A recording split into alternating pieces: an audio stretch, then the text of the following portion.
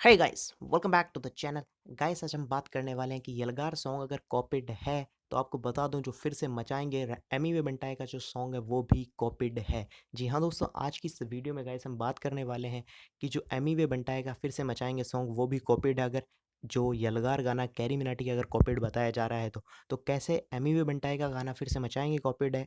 और आपको साथ ही साथ बताऊंगा यलगार के बारे में जो बता रहे थे कि कॉपीड के बारे में। तो सारी इस वीडियो में स्टार्ट करते हैं, इस वीडियो को शुरू करते हैं। उससे पहले आपसे एक रिक्वेस्ट, प्लीज़ गाइस इस वीडियो को एक लाइक जरूर कर देना।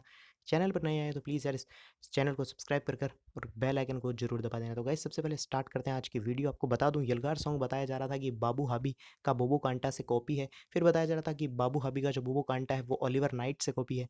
तो ये तो हुई यलगार की। अब बात करते हैं एमी वे बंटाएगी फिर से मचाएंगे सॉन्ग को कॉपीड बताया जा रहा है एक कश्मर यानी कि KSHMR से एक यूट्यूब चैनल है।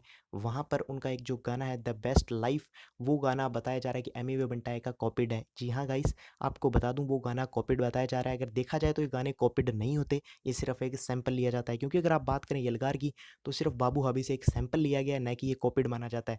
तो गाइस ये क्लैरिफिकेशन आ चुका है कि जो एमी वे बंटाए का और जो यलगार है ये दोनों गाने कॉपीड नहीं है।